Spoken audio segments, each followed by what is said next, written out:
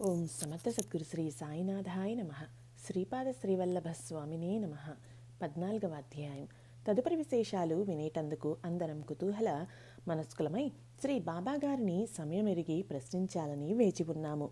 మా ఆతృత గ్రహించుకున్న బాబాగారు ఇంకనూ శ్రీపాదస్వామి వారు ఎవరెవరిని ఏ విధంగా ఉద్ధరించారో చెప్తాను, జాగ్రత్తగా వినండి అంటూ ఇలా ప్రారంభించారు. క్రమంగా గ్రామస్తులు సహాయం తీసుకుని సంసారం నిర్వహించుకునే స్థితి నుండి అభివృద్ధిని చెంది తన స్వంత సంపాదనతో తల్లిని పోషించుకొంచు సకల జనహితం కోరి నిత్యకృత్యాలు భగవత్ ప్రార్థనలు చేస్తూ మంచి పేరు సంపాదించుకున్నాడు ఆంజనేయ శర్మ. కొన్ని సంవత్సరాలు గడిచాయి. శ్రీపాదుల కృపతో కళ్యాణ గడియలు దగ్గరపడినాయి. ఒకానొకనాడు ఆంజనేయ శర్మను మూర్ఖుడని, జడుడని, బుద్ధిహీనుడని, పనికిరానివాడని అనేక విధములుగా నిందించిన బంధువులకు కూడా ఇతడు విద్యావంతుడైనాడని తెలిసింది, సంపన్నుడైనాడని తెలిసింది. తండ్రి మరణం తర్వాత తల్లి కొడుకులను పలకరిస్తే ఎక్కడ సహాయం చేయవలసి వస్తుందేమోనని ఆనాడు వదిలివేసిన బంధుత్వాన్ని ఈనాడు పురస్కరించుకుని సరాసరి ఆంజనేయ శర్మ నివాసానికి వచ్చినారు. అంబికను అక్క, వదిన, పిన్ని, అత్త అని పిలుస్తూ ఆమె యొక్క ఓర్పును, మంచితనాన్ని గురించి మరీ మరీ పొగిడినారు. అక్క, నీవు గురువనుగ్రహం పొందిన సుగుణశీలివి. ఎటువంటి సంపదలైనా నీ సుగుణ సంపద ముందర వృధాయేనని ముఖస్థుతి చేసి ఏ అదృష్టవంతురాలు నీకు కోడలవుతుందో దాని ఒళ్ళంతా బంగారమే అవుతుంది అని ఒకరు, కొడుకు పెళ్ళి ఈడుకు వచ్చాడు, మాకు పప్పన్నం ఎప్పుడు అని మరొకరు, ఇట్లా ఆమెకు ఊపిరాడకుండా అంతా పొగడ్తల వర్షం కురిపించసాగారు. అంబికమాత ఎంతో ఓర్పుతో సాలోచనగా ఏమీ మాట్లాడక పూర్వజ జీవితాన్ని గురించి యోచిస్తూ ఉండగా, అక్క, కష్టాలలో ఉన్నప్పుడు రాలేదని, పరామర్శించలేదని అనుకుంటావేమో. పనుల ఒత్తిడి వల్ల రాలేకపోయాను, ఏమీ అనుకోవద్దు అని సంజాయిషి చెప్పుచు వరుసకు తమ్ముడైన మల్లికార్జున శర్మ తను గృహస్థు ఆమోదరికి చేరినాడు. అతని భార్య కూడా నిజమే వదిన, ఇంట్లో అనేక ఇబ్బందులు, అందుకే రాలేకపోయినాము అని సమర్థించింది. అన్నీ ప్రశాంతంగా విన్నది అంబికామాత. వరుసకు అక్క కూతురైన ఆమె వచ్చి, పిన్ని, చల్లకొచ్చి ముంచదాచడం ఎందుకు? మళ్ళీ మామయ్య కూతురు సుబ్బలక్ష్మి మంచి అందమైన పిల్ల, మన వాడికి ఈడు జోడు సరిపోతుంది. నువ్వు అంటే చాలు, మంచి ముహూర్తం నిర్ణయించుతానంటున్నాడు అని ప్రారంభించింది. అవును వదిన అంటూ మరదలు వత్తాసు పలికింది. అంబిక, మా వాడిని ఇంటికి రానియ్యండి, ఆలోచించి చెప్తాను అనగానే, ఇంకా అందులో ఆలోచించడానికి ఏమున్నదమ్మా, నీ మాట వాడు కాదంటాడా అని ఆమెను సరేనను అంటూ ఒత్తిడి చేస్తుండగానే ఆంజనేయ శర్మ ఇంటికి వచ్చాడు. అతను రాగానే బంధువులంతా ఒక్కసారిగా, నీవు ఇంద్రుడివి, చంద్రుడివి, ఇక పెళ్లి చేసుకుని గృహస్థ కావాలి, మీ అమ్మను పువ్వుల్లో పెట్టి చూసుకోవాలి, వంశాభివృద్ధి చెయ్యాలి అంటూ అతనికి ఏమాత్రం ఊపిరి పీల్చుకునే అవకాశం కూడా లేకపోయేటట్లు ప్రశ్నల వర్షం కురిపించారు. ఆంజనేయ శర్మ, అమ్మ ఏమిటి, ఎవరు వీరంతా అని తల్లిని అడిగాడు. ఆమె మనసులో కొంత కష్టము, కొంత ఇష్టము ఉంది. సంభాళించుకొని, నీకు ఈయన వేలు విడిచిన మేనమామ అవుతాడురా, ఈమె ఆయన భార్య, వీళ్ళంతా ఆయన అక్క పిల్లలు, అంతా మన బంధువులే అని పరిచయం చేసింది. సరే, అందరికీ మరి భోజనం వడ్డించమనగానే వారు, అదేమిటమ్మా, అసలు విషయం చెప్పవేమిటి అన్నారు అంబికతో. అప్పుడు ఆమె వంక ప్రశ్నార్థకంగా చూస్తున్న కొడుకుతో, వీరంతా ఈ మామయ్య కూతుర్ని నీకు ఇచ్చి పెళ్లి చేయించాలని వచ్చారు అని చెప్పి గ్రామ పెద్ద రామాచారి గారిని పిలుచుకొనిరా అని అతన్ని పురమాయించి పంపించింది. వారు ఇంటికి వెళ్లేసరికి ఆంజనేయ శర్మను చూచి, రావయ్య పెళ్లి కొడుక అంటూ ఆయన ఆహ్వానించారు. శర్మ ఆశ్చర్యపోయాడు. మా అమ్మ మిమ్మల్ని తీసుకురమ్మంది, రండి వెళ్దాం అని పిలిచాడు. ఆయన వెంటనే వచ్చి అంబికామాతతో మాట్లాడగా, మా వాడికి తండ్రి లేడు కదా, తమరే మాకు పెద్దలు అని చెప్పి ఆమె కళ్ళనీళ్లు పెట్టుకున్నట్టు చూచి రామాచార్యులు ఆమెను ఓదార్చి, గతం గతః, పాత విషయాలు మర్చిపోండమ్మా, ఇప్పుడు వారికై వారే వచ్చారు, పిల్లని ఇస్తామంటున్నారు, ఏమి చెప్తారో చెప్పండి అనగానే, నాదేముందండి, ఆ స్వామి కృప వల్లనే కదా మాకు ఇంతటి స్థితి కలిగింది, కాబట్టి ఈ విషయంలో కూడా ఆ స్వామివారి ఆజ్ఞయే మాకు శిరోధార్యం అన్నదామె. బంధువులంతా వెంటనే అందరితో కలిసి దర్బారు ప్రదేశానికి చేరుకున్నారు. శ్రీస్వామివారు ప్రసన్నులై, శుభం, ఆంజనేయ శర్మకు పెళ్లి జరిపించండి, గృహస్థుడవుతాడు అని ఆశీర్వదించారు. అందరూ శ్రీపాదస్వామి వారికి జయము జయము అని జయ జయధ్వానాలు చేసి తిరిగి ఇంటికి పోయినారు. తర్వాతనే అందరూ శుభనిర్ణయం చేసినారు. మంచి ముహూర్తం చూచి పెళ్లి నిశ్చయించినారు. ఆంజనేయ శర్మ వివాహానికి దూర దూర పండితులందరికీ ఆహ్వానాలు అందించినారు. మల్లికార్జున శర్మ గారి గ్రామానికి పంచదేవ్ పహాడ్ గ్రామస్తుల్లో ఆంజనేయ శర్మపై అభిమానం కలవారంతా బయలుదేరి ఎడ్లబండ్లు కట్టుకుని వెళ్ళినారు. ఆకుపచ్చని తోరణాలతో అలంకరింపబడిన పందిరిలో శుభకరమైన మేళతాళాల మధ్య పురోహితులు మంత్రోచ్చారణ చేస్తూ ఉండగా, ముత్తైదువుల పాటలు పాడుచుండగా మంగళ స్నానాలు చేసి ఆంజనేయ శర్మ పెళ్లికొడుకు ముస్తాబు చేసుకుని పెళ్లి పిల్ల సుబ్బలక్ష్మి మెడలో మంగళసూత్రం కట్టాడు. గట్టిగా 3 ముళ్ళు వేసి 7 అడుగులు నడిచి అగ్నిసాక్షిగా నూతన వధువు చిటికన వేలు పట్టి ప్రదక్షిణలు చేశాడు.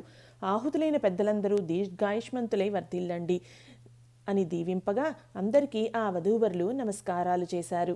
అంబిక సంతోషానికి అవధుల్లేవు. పండితులందరినీ ఘనంగా సన్మానములు సంభావనలు ఇచ్చి సత్కరించారు.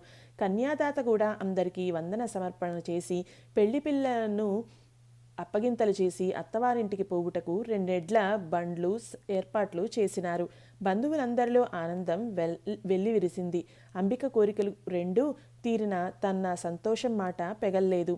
కొడుకు విద్యావంతుడు కావడం, ఒక ఇంటివాడు కావడం అని ఆమె 2 కోరికలు నెరవేరినవి. ఇదంతా కృపా విశేషం తప్ప మరొకటి కాదని ఆమె ఆనంద బాష్పాలు కారుచుండగా అందరితోనూ గొప్పగా చెప్పుకున్నది. ఈ విధంగా ఆంజనేయ శర్మ అభివృద్ధిని సాధించింది తెలిసి ఎందరో భక్తులు దూర దూర ప్రాంతాల నుండి వచ్చి అనేక సమస్యలను శ్రీ స్వామివారికి నివేదించి నివారణ పొందేవారు. అంబికామాత పూజించే శివలింగమును దర్శించుకుని సుఖశాంతులు పొందినారు. భక్తులారా, ధార్మికులారా, ఆ విధంగా అంబికామాత జీవితాంతం శివపూజ చేసి మహాపుణ్యాన్ని ఆర్జించుకున్నది. సాధారణంగా మానవులందరికీ జీవితంలో 3 భాగాలు ఉదరపోషణ కొరకు ధన సముపార్జనతోనే గడిచిపోతుంది. చివరి దశలో అంటే వృద్ధాప్యంలో భగవారాధన చేద్దాములెమ్మని చాలామంది జాప్యం చేస్తారు. భౌతిక ధన సంపాదనలో ఉండే ఆసక్తి పుణ్యధన సంపాదనలో ఉండదు. వృద్ధాప్యంలో అవయములన్నీ పట్టుతప్పి ఏ పుణ్యకార్యాలు కానీ, తీర్థయాత్రలు కానీ, జపతపములు కానీ, ధ్యానము కానీ చేయలేని స్థితిలో ఉంటాయి. శరీరం దేనికి సహకరించదు. చేయాలనే మనసు ఉన్న శరీరం చెప్పినట్లు మనం వినవలసిన స్థితి ఏర్పడుతుంది. అందువల్లనే ప్రతివారు ఈ విషయాన్ని తెలుసుకుని చిన్న వయస్సు నుండే భగవత్ కార్యాలు ఆచరించే ప్రయత్నం చేయాలి. జప ధ్యానాలు కూడా చిన్న వయస్సులోనే స్థిరంగా చేయుట కుదురుతుంది.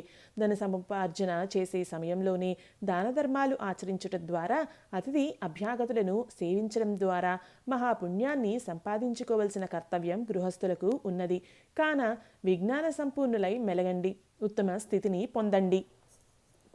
జై గురుదత్త అని విఠల్ బాబా వారు అంబికామాతను కొనియాడి తదుపరి ఇట్లు పలికిరి.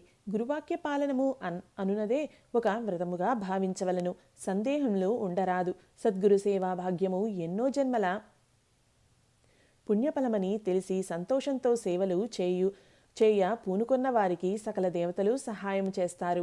సద్గురువు అనుగ్రహం కలవాడికి ఏ గ్రహాలు అడ్డురావు. ఈ విషయాన్ని మీరందరూ గుర్తుంచుకోండి అని ప్రబోధించారు. శ్రీ విఠల్ బాబా వారు ఈ సంఘటనను వివరించి అందరికీ గురువు కష్ట నివృత్తికి సూచనలు ఇస్తారు. కానీ ఆచరించవలసింది భక్తులు, శిష్యులే. తామేమీ కష్టపడే పని లేకుండా గురువుల తపశ్శక్తినో, మంత్రశక్తినో, తంత్రశక్తినో వినియోగించి తమ కష్టాలను నివారించాలని అనుకునేవారు ఉంటారు. కానీ ఎవరి కర్మ నివృత్తి కావాలో వారే స్వయంగా కష్టపడి మనసా వాచా కర్మణ భగవదారాధన చేస్తే భగవదనుగ్రహం తప్పక దొరుకుతుంది అని విస్పష్టంగా చెప్పినారు. శ్రీ బాబాగారి ప్రవచనం విన్నటువంటి నా మనసులో ఒక సందేహం కలిగింది. అంబికామాత ఈ జన్మలోనే కదా సద్గురు దర్శనం పొందినట్లు తెలుస్తున్నది. శ్రీ బాబాగారు ఎన్నో జన్మల పుణ్యఫలంగా ఆమెకు సద్గురు దర్శనం లభించింది అంటున్నారు. ఆమె పూర్వజన్మ వృత్తాంతం ఏమైనా చెబితే మన నడతలో ఏమైనా మార్పులు చేసుకునే వీలు ఉంటుంది కదా అనే భావన కలిగింది. శ్రీ బాబాగారికి నమస్కరించి, స్వామి, ఇప్పుడు తమరు చెప్పిన పూర్వపుణ్య ఫలము అనే విషయమై సమాధానం తమరు తప్ప చెప్పేవారు ఎవరు? మా యందు దయ ఉంచి ఆమె పూర్వగాథను వినిపించి మాకు కనువిప్పు కలిగించండి బాబా అని ఆర్తితో ప్రార్థించాను. కొంతసేపు శ్రీ బాబాగారు మౌనంగా ధ్యాన నిమగ్నులైనారు. తదుపరి నవ్వుచూ, కళ్ళు తెరిచి మా అందరి వంక చూచుచూ అమ్మలారా, అయ్యలారా, శ్రీపాదుని కరుణ లభించింది అంటే పూర్వజన్మల సుకృతం అని చెప్పాను. ఇక్కడ ఇప్పుడు మీకందరికీ కూడా శ్రీపాదుల అనుగ్రహం పుష్కలంగా లభిస్తున్నదని చెప్పాను కదా. అంబిక పూర్వసుకృతం గురించి ప్రశ్నించినట్లుగా తిరిగి మీ అందరి సుకృతాలు చెప్పమన్నావనుకో, నేను మీకెవ్వరికీ కనపడకుండా అదృశ్యమైపోతాను. సద్గురుదేవులు మనకు ఎంతవరకు కావాలో అంతే తెలియనిస్తారు. ఇది మాత్రం గుర్తుపెట్టుకోండి అని మాకు హెచ్చరిక చేశారు. మేము నమస్కారం పెట్టి అలా అడగం స్వామి, శ్రీపాదుల అనుగ్రహం చాలు మాకు. మా నడవడిని మెరుగుపరుచుకునే దృష్టితో ప్రశ్నించాను, క్షమించండి అని వేడుకున్నాను. తర్వాత శ్రీ బాబావారు శ్రీపాద శరణం, శ్రీపాద శరణం, శ్రీపాద చరణం భజే అని నామం మా అందరి చేత చెప్పించి తర్వాత ఇలా చెప్పారు. ధార్మికులారా, పాపములు పుణ్యములు ప్రతివారు చేస్తూనే ఉంటారు. ఆ రెండూ కూడా అనుభవించే తీర్చుకోవలసి ఉంటుంది. వినండి. అంబిక పూర్వం ఒకానొక జన్మలో దశాన్న దేశ రాజైన వజ్రబాహుడు అనే రాజుకు రెండవ భార్య. పేరు అప్పుడు ఇందుమతి. రాజు పెద్ద భార్య పేరు సుమతి. పేరుకు తగినట్లు ఆమె సుగుణవతి. చిన్న భార్యకు సవతి అంటే పడదు. సుమతి ఆమెను ప్రేమతో చెల్లి అని పిలిచినా కూడా ఇందుమతి మాత్రం అక్క అని పిలవదు. ఆమెతో కలువదు. గౌరవం లేకున్నా పర్వాలేదు, కానీ కడుపు నిండా ద్వేషం నింపుకొని ఎప్పుడూ కుళ్ళుకుంటూ అవకాశం వస్తే ఆమెను హింసించాలనే తలంపులతో ఉండేది. రాజుగారిని ఎక్కువగా ఆకట్టుకుని తన వద్దనే నిలుపుకోవాలని, పెద్దరాణి మందిరానికి పోనీయకూడదని భావించేది. రాజు ధర్మాత్ముడు గనక ఇద్దరు రాణులను సమంగానే ప్రేమతో చూచేవాడు. ఇలా ఉండగా పెద్దరాణి గర్భం ధరించింది. రాజుకు ఈ శుభవార్త తెలిసి నగరమంతా ఉత్సవం చేయించాడు. పెద్దరాణి అయిన సుమతికి సకాలంలో పుంసవనము, సీమంతము మొదలగు వేడుకలు, శాంతులు అన్నీ జరిపించాడు.